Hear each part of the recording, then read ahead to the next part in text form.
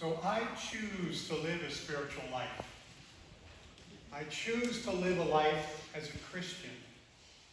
And when I say choose, it's a constant, conscious choice. I'm one of those people that Rob has talked about that struggles with religion, that struggles with how Christianity has been interpreted and used for the wrong reasons. That's another topic.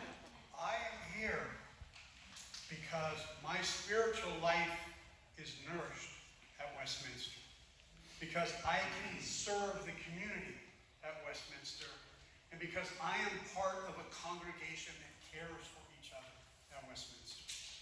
I'm going to share some examples of each of those. For spiritual life, one of my great memories is building and walking the labyrinth with Stefan at Muir Beach on the summer solstice. An incredibly moving experience. Listening to faith leaders of different traditions talk about their personal faith journeys. And then most recently, a faith journey and pilgrimage of my own with Pat and many of you to the amazing island of Iona. And you'll hear more about that in the coming months. Community service, we love making the sandwiches for Marin City. We start Monday night, Pat packs the lunches, I make the sandwiches on Tuesday, we deliver them to Carol in the parking lot. We've now delivered more than 20,000 lunches to Marin City. That's more than twice the population of Tiburon. We have nourished those people in need because of this community.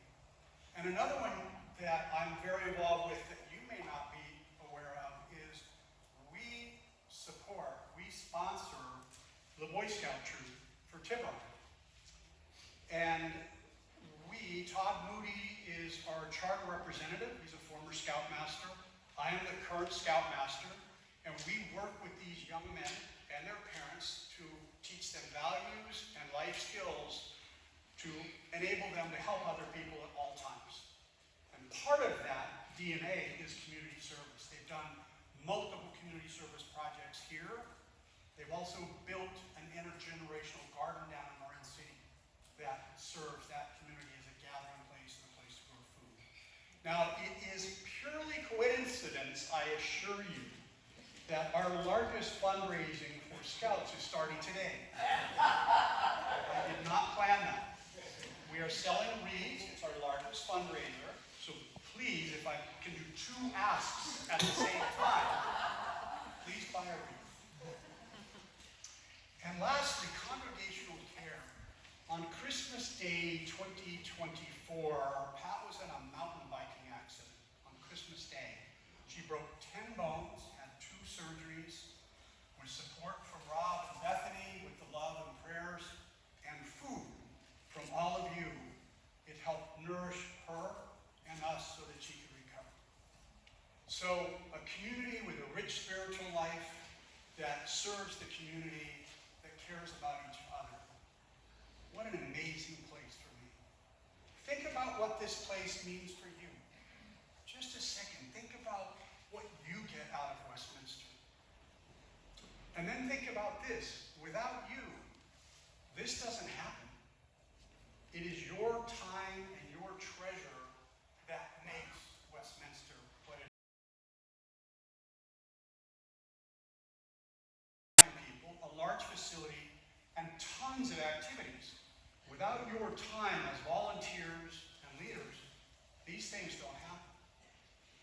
And without your treasure, we can't fund any of this. We have a tight budget, but we need your funds to make it happen. And I was thinking about our business model. We don't charge admission at the door.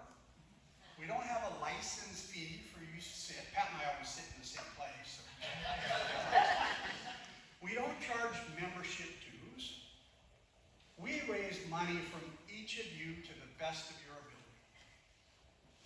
That's it. So that's what we ask. Give to the best of your ability so that we can build this community, support this community and all it does.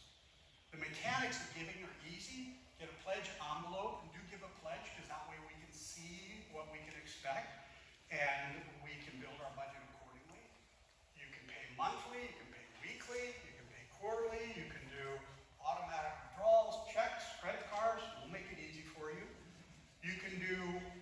appreciated stock. I mean, the market's so weird. You could donate stock and get the tax credit without having the tax hit for selling it.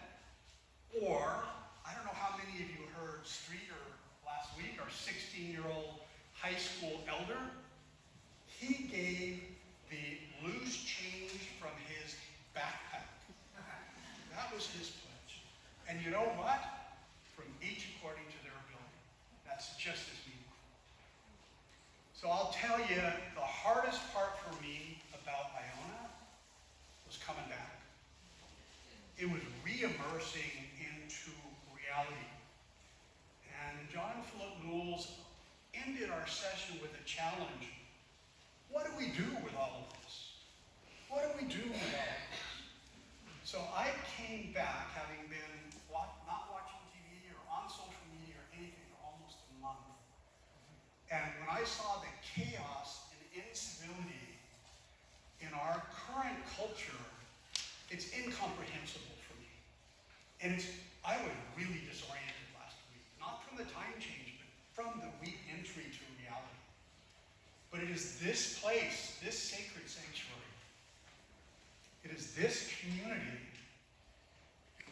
it is a wild goose as a leader, and a coach who is off with the kids, the other master. It is all of that that will help us find our bearings. And I think there's no better way to start than the words of the prophet Micah. For what are we to do in this world but to do justice, love kindness, and walk humbly with the Lord. So please give to the best of your ability and buy a wreath.